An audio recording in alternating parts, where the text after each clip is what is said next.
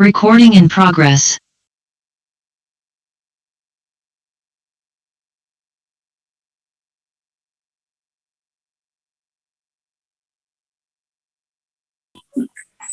Yes, please confirm voice and screen. Yes, sir, clear. ठीक है.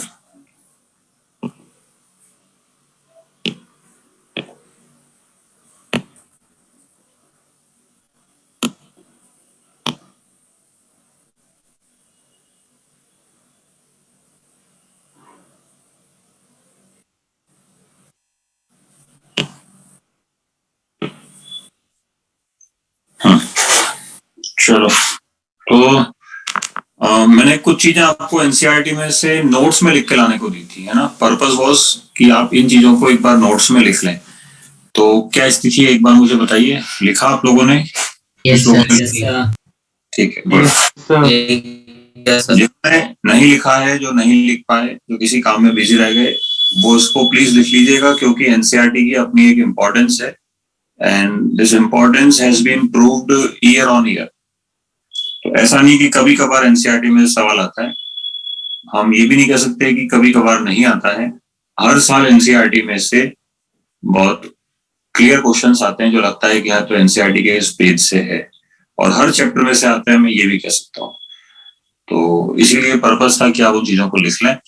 अब मैंने आपको होमवर्क 1 जो दिया था, मैं पहले वो बताता हूँ बेसिकली कि ये SN2 रिएक्शन पे बेस्ड है कि RX की रिएक्शन किसी न्यूक्लियोफाइल से करवाएं तो न्यूक्लियोफाइल आ रहा है और X जा रहा है, तो जो प्रोडक्ट अपने को मिलेगा वो ऐसा होगा.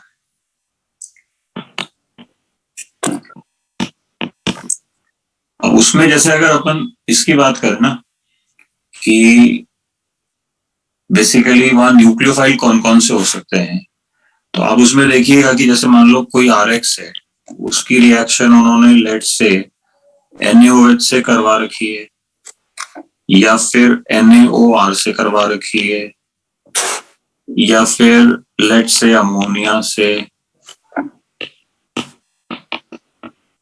तो all of them fall into the category of SN2 reaction, ये अपने को समझना है. या फिर RCOOAg से करवा रखी है, या फिर LiAlH4, इतने काफी एग्जाम्पल. तो वो जो टेबल है बेसिकली वो आपको क्या समझाती है वो मैं बताता हूँ कि इन सभी के अंदर जो न्यूक्लियोफाइल हिडन है वो अपने को पहचान में आना चाहिए. तो NaOH के अंदर जो न्यूक्लियोफाइल हिडन होगा वो होगा OH-. NaOR के अंदर होगा RO-.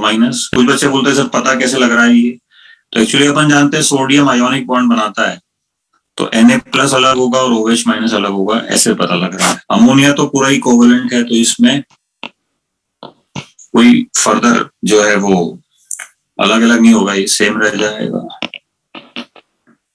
अगेन सेम रह जाएगा. इसमें वापस से Ag+ अलग है, तो न्यूक्लियोफाइल कौन होगा बता सकते हैं? RCO-. RCO- और LiLH4 भी अपन मान सकते हैं कि मोर और लेस आयोनिक है, तो H- will be the nucleophile. तो all of them will be the SN2 reaction. ये आएगा, फिर RO- आएगा, तो प्रोडक्ट जो बनेगा जैसे वो यहाँ पे मैं बताऊं तो ROH बनेगा, यहाँ बनेगा ROR.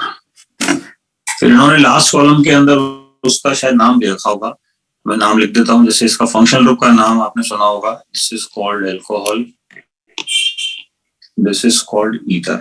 अमोनिया वाला केस थोड़ा सा अलग है, तो मुझे वो आपको बताना पड़ेगा कि अमोनिया एक न्यूट्रल न्यूक्लियोफाइल है ना. मैं लिख देता हूं यहाँ पे न्यूट्रल न्यूक्लियोफाइल है. तो न्यूट्रल न्यूक्लियोफाइल में क्या होगा बच्चों कि जब ये लोन पेयर आ रहे हैं और X जा रहा है, ऐसा होगा, तो आपको जो प्रोडक्ट बनेगा ना वो ऐसा बनेगा. अमोनियम आयन कहते हैं इसको, है ना, सादी भाषा में. तो क्या कोई बताएगा नाइट्रोजन पे पॉजिटिव क्यों आया वहां पे? What was the reason for having a positive charge? Lone पे लूज किया. नाइट्रोजन 4 बॉन्ड से, नाइट्रोजन ने 4 बॉन्ड बना लिए, नाइट्रोजन ने अपना लोन पेयर डोनेट कर लिया. This seems to be the purpose, है ना, वो कारण है. अच्छा, जरूरी नहीं है कि आपको प्रोडक्ट इस फॉर्म में मिले, है ना. तो मेरे पास यहाँ जगह नहीं है, तो मैं अब इसको जगह है तो सही, थोड़ी सी कर लेते हैं। छोटा लिख रहा हूं मैं, है ना, तो आप लोग एडजस्ट कीजिएगा कि हो सकता है प्रोडक्ट NH3 प्लस फॉर्म में मिले, और हो सकता है कि ये बनने के बाद आप इसका एक H प्लस लूज करवा दें,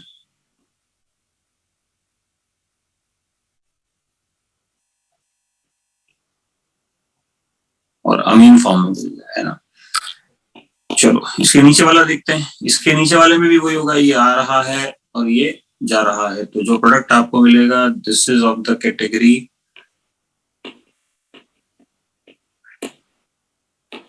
अगेन नाइट्रोजन ने अपना लोन पेयर डोनेट कर दिया। इसको कोऑर्डिनेट बॉन्ड भी कह सकते हैं कि भाई ये बॉन्ड का टाइप कौन सा है, तो इट इज कोऑर्डिनेट बॉन्ड, आपने सुना होगा लोन पेयर डोनेशन बॉन्ड है, ऐसा बन जाएगा। और फिर नेक्स्ट स्टेप में ये अपना H प्लस लूज कर देगा, तो ये बन जाएगा, है ना। तो इनके नाम मैं यहाँ पे लिखना चाहता हूँ, इनके नाम बड़े इंपॉर्टेंट हैं। तो ये 2 डिग्री अमीन है, अगर आपने पहचान लिया हो तो। इसके ऊपर वाला कौन सा अमीन है, 1 डिग्री। है ना। थोड़ा जगह कंजेस्टेड हो रही है, बट ठीक है, आप एडजस्ट कीजिए। उसके बाद तो RCO माइनस अटैक करेगा, ये तो सिंपल है ही सही, तो आप जानते हैं कि ये बन जाएगा, ठीक है। LiLH4 अटैक करेगा, तो यहाँ H आएगा, सिंपल है। H माइनस आ रहा है, इसको मैं ग्रीन कलर से मार्क करता हूँ, ये आ रहा है, और हेलोजन जा रहा है, सिंपल SN2 रिएक्शन। तो वो जो चार्ट है ना, बेसिकली वो प्राइमरीली ये बताना चाहता है, प्राइम ऑफ SI ये बताना चाहता है। फिर इसके अंदर मैंने इसको एक्सटेंशन दिया था नीचे, तो इसमें दूसरा पॉइंट या तीसरा पॉइंट जो भी होगा मुझे ध्यान नहीं, वैसे ही बता रहा हूँ कि एक रिएक्शन बड़ी इंपॉर्टेंट है कि अगर आप इसकी रिएक्शन KCN से करवाएं और AgCN से करवाएं, तो दोनों में है तो साइनाइड ही, बट ऊपर वाला तो क्या है, आयोनिक स्पीशी है,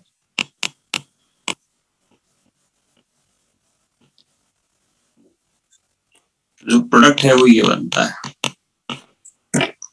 और नीचे वाले में क्या है, ये बॉन्ड कोवेलेंट है, तो कोवेलेंट है तो अपन जानते हैं कि भाई अब कार्बन के पास तो लोन पेयर है ही नहीं, तो नाइट्रोजन अटैक करेगा, तो अपने को नाइट्रोजन से बॉन्डिंग करके ये मिलता है, दिस इज आइसोसाइनाइड। और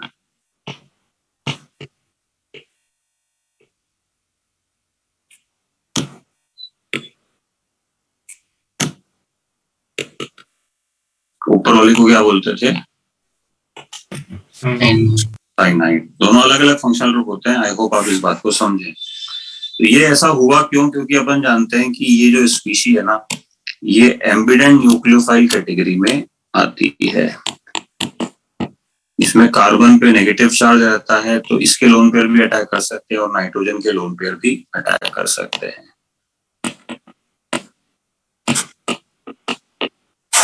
एम्बिडेंसी का एक और एग्जांपल है कि अगर आप यहाँ पे लेट्स से KNO2 लेते हैं और AgNO2 लेते हैं, तो अलग अलग प्रोडक्ट अपने को प्राप्त होते हैं।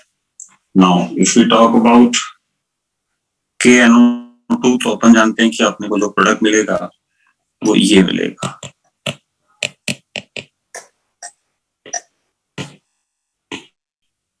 दोनों फंक्शनल ग्रुप अलग अलग हैं, 11th क्लास में आपने पढ़ा होगा कि फंक्शनल ग्रुप आइसोमर्स है, तो इसको अपन बोलते थे नाइट्रो ओ, और इसको हम लोग बोलते थे नाइट्रो एन। तो ये भी इसलिए बना क्योंकि अपन जानते हैं एम्बिडेंसी है, यहाँ पे भी ऑक्सीजन के लोन पेयर भी अटैक कर सकते हैं और नाइट्रोजन के भी। तो आयोनिक कंपाउंड्स के साथ क्या बनता है और सिल्वर सॉल्ट्स के साथ क्या बनता है, ये डिफरेंशियल बिहेवियर आपको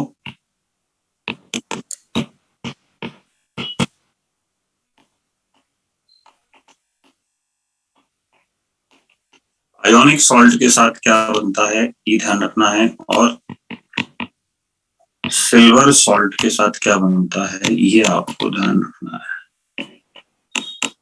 आप इसको एक चीज यूं ध्यान रख सकते हैं कि जब कभी भी सिल्वर का सॉल्ट आपके पास होगा ना,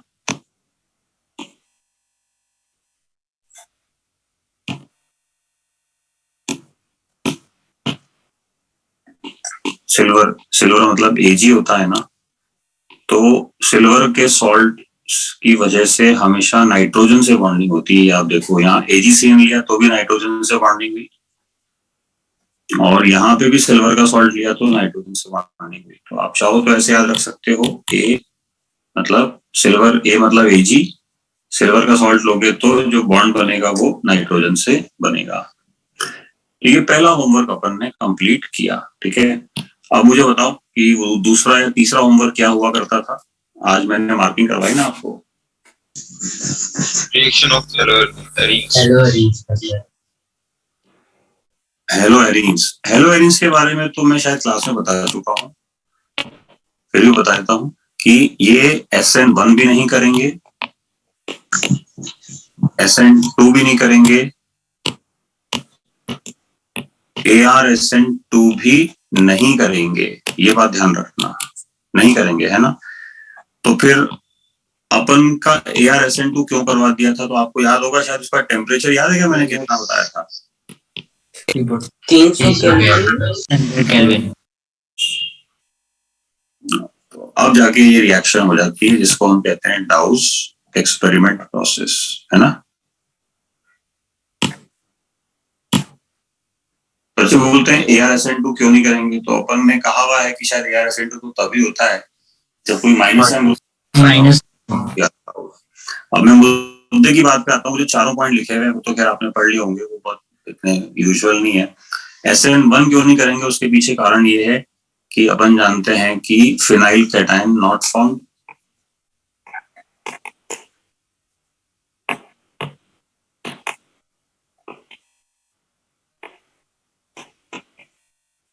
SN2 क्यों नहीं करेंगे, उसके पीछे अपन कारण यूं समझते हैं कि जब आप इसका हाइब्रिड बनाओगे तो यहाँ पे मैं इसको अलग कलर से मार्क करता हूँ, यहाँ पे अपने पास इसमें पार्शियल डबल बॉन्ड कैरेक्टर आ जाता है।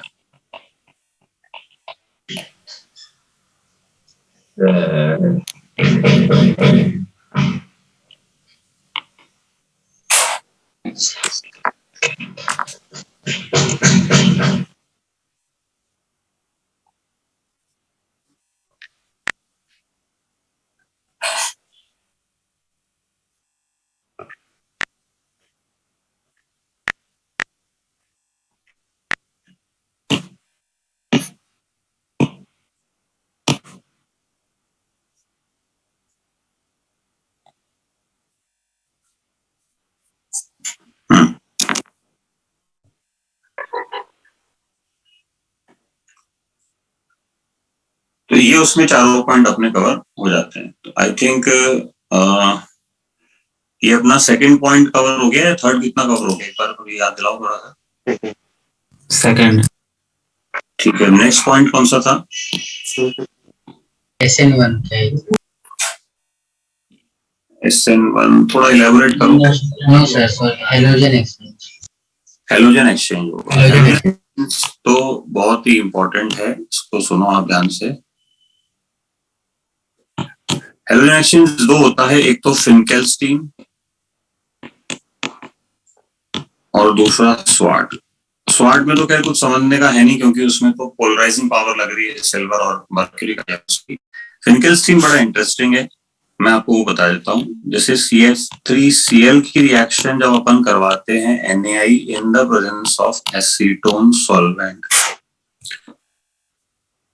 तो अपन बोलते हैं कि I आ रहा है और Cl जा रहा है, तो प्रोडक्ट के नाम पे क्या बनेगा, ये बन जाएगा।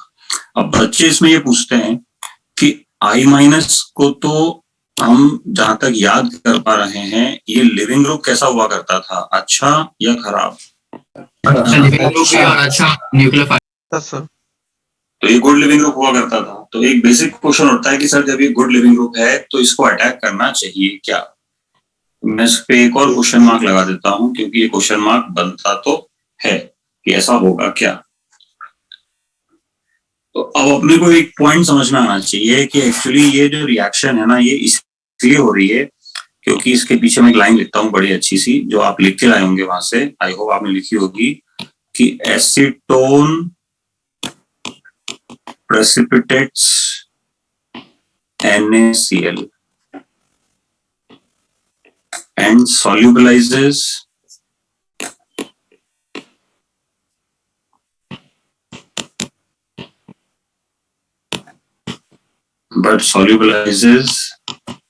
NaI। तो अब इस परिप्रेक्ष्य में आप इस रिएक्शन को देखो कि जब इसमें रिएक्शन होगी तो यहाँ बाई प्रोडक्ट के रूप में NaCl बनेगा, और NaCl बनते ही अपने को ये क्लियर हो जाना चाहिए कि ये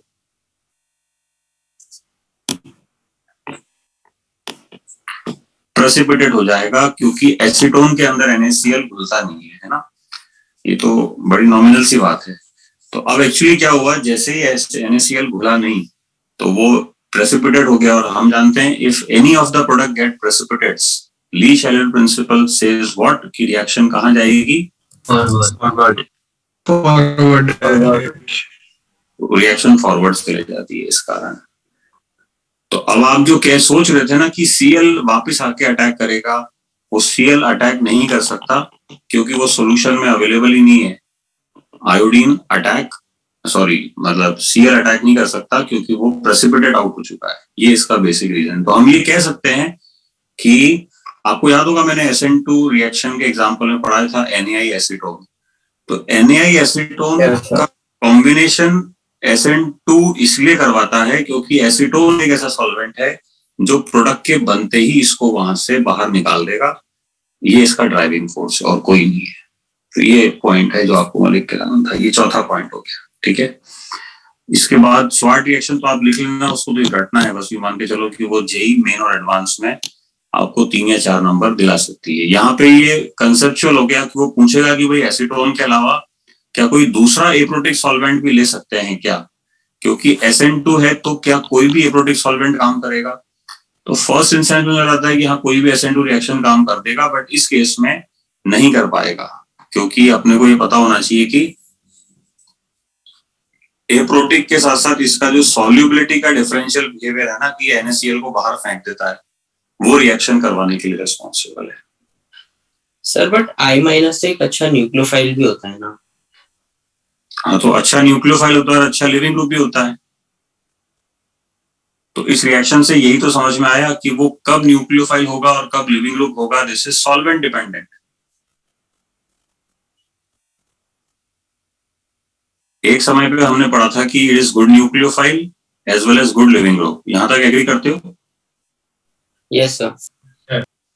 तो वो कब न्यूक्लियोफाइल होगा और कब लिविंग ग्रुप होगा ये कैसे पता पड़ेगा?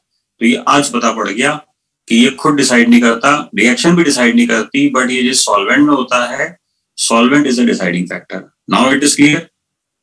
Yes sir. Okay sir. चलो, और इसके अलावा क्या होता है ये बताओ फटाफट। लास्ट कौन सा था? स्वाट रिएक्शन। स्वाट तो लिख लेना, मतलब उसमें कुछ समझने का नहीं है। लास्ट पॉइंट था क्या कोई अपने पास? बस सर हो गया। यही था। सारे पॉइंट्स आ गए अपने पास? Yes sir. चलो, ये तो बहुत अच्छी खबर है। तो बस ये कुछ छोटे मोटे पॉइंट्स थे जो आपको ध्यान रखने चाहिए, है ना।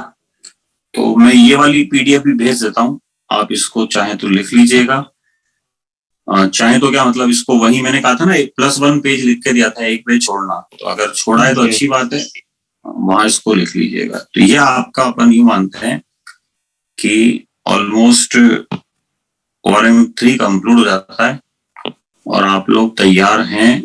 एक मिनट, कहाँ अपलोड करना होगा ये? अब आप लोग तैयार हैं क्या करने को? शीट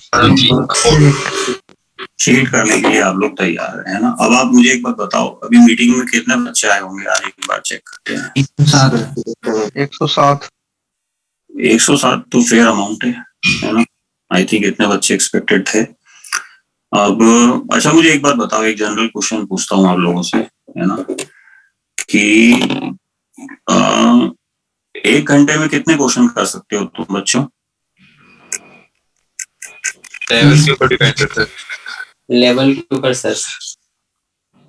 नहीं, लेवल के ऊपर डिपेंड करता है, बट ये थोड़ा डिप्लोमेटिक जवाब हो गया।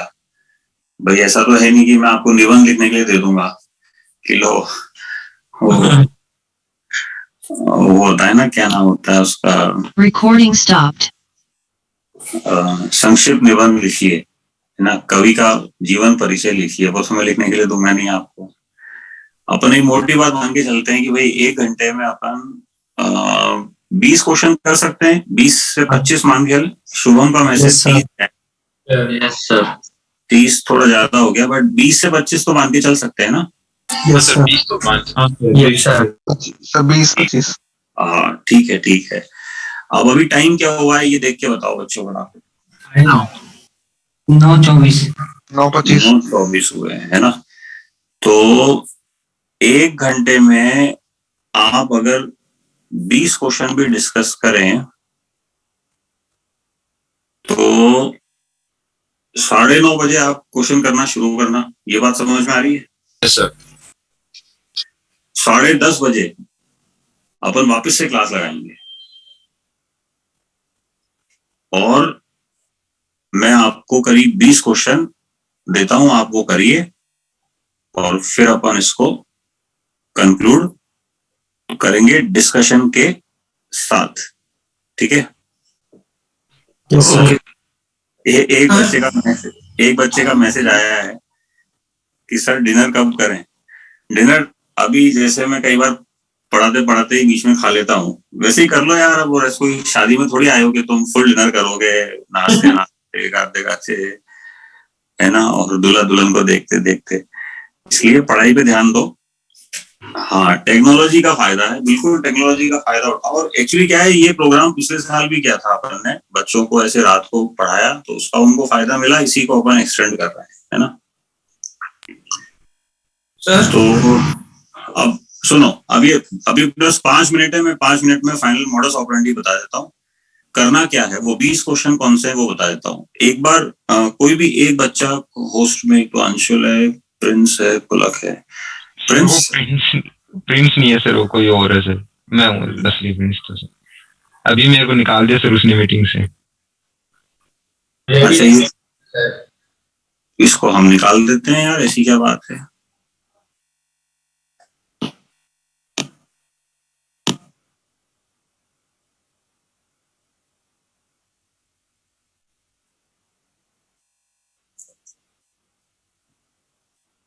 ये बच्चे ऐसा करते क्यों हैं,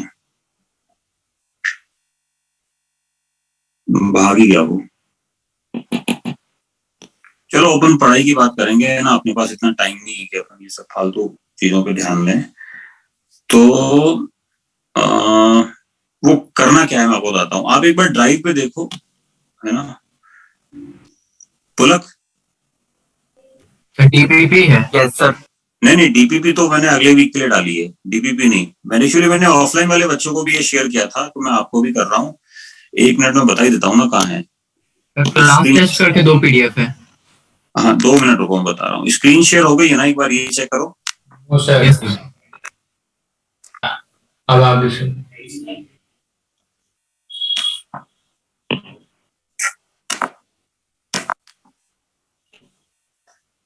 अपन जाएंगे गूगल ड्राइव पे, ठीक है। गूगल ड्राइव में आपके बच्चों का फोल्डर है जेपी 2022 आईआईटी। इसमें कौन सा वाला था, हाँ ये रहा। ये जो है ना MM sir class test ORM3 1810 student copy, ये स्टूडेंट कॉपी आप लोगों को ऐसे वहां क्लिक करनी है। इसमें आप देखो कितने क्वेश्चन है, मैं टिक लगा रहा हूँ। अब लेट्स मेक इट फाइनल। जो 20 क्वेश्चन मैं डिस्कस करूंगा ना, उन पे टिक लगा रहा हूँ, ठीक है। तो लाल कलर से टिक लगाता हूँ। 1 2 3 4 5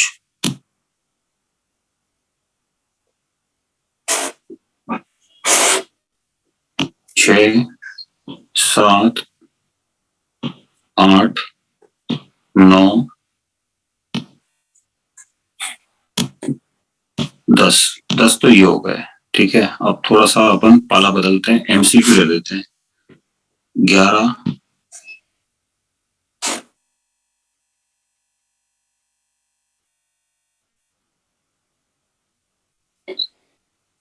12 13 14 14 क्वेश्चन तो ये हो गए और एक ये कॉम्प्रिहेंशन ले लेते हैं 15।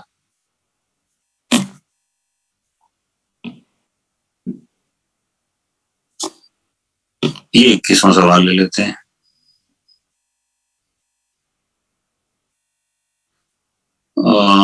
ठीक है, इतने बहुत है ना, लेट हो जाएगा। कॉम्प्रिहेंशन दे दिया ना, तो ये टोटल ये क्वेश्चन हो गए। ठीक है, 15-16 क्वेश्चन दिए मैंने आपको। कॉम्प्रिहेंशन के 2-3 और काउंट कर लोगे तो ये क्वेश्चंस हैं। इनको आप बिल्कुल अच्छे से करो और मैं इसमें आपको मैक्सिमम जो टाइम दे रहा हूं वो आप ये मानिए 45 मिनट्स टू 1 आवर है, 60 मिनट्स है, 45 to 60 मिनट्स। तो आप उसको लगा के कीजिए। 9:30 बज चुके हैं, है ना, 1 मिनट बाकी है और मैं फिक्स 10:30 बजे वापस से क्लास शुरू करूंगा। इसमें पॉजिटिव और नेगेटिव दोनों हो सकते हैं। कुछ बच्चों को लग सकता है कि यार सर रात को भी पढ़ा रहे हैं, तो कुछ बच्चों को लग सकता है कि असली पढ़ाई का टाइम तो रात को ही होता है। तो इट ऑल डिपेंड्स कि आप किस स्टेट ऑफ माइंड में चलते हैं, क्योंकि जिसको नेगेटिव दिखता है उसको नेगेटिव ही दिखता है सब कुछ, जिसको पॉजिटिव दिखता है उसको पॉजिटिव ही दिखता है। मैं कमेंट नहीं करना चाहता उस पर, बस मैं ये कहना चाहता हूँ कि जो पढ़ना चाहते हैं वो आइए और जो नहीं पढ़ना चाहते हैं उनके लिए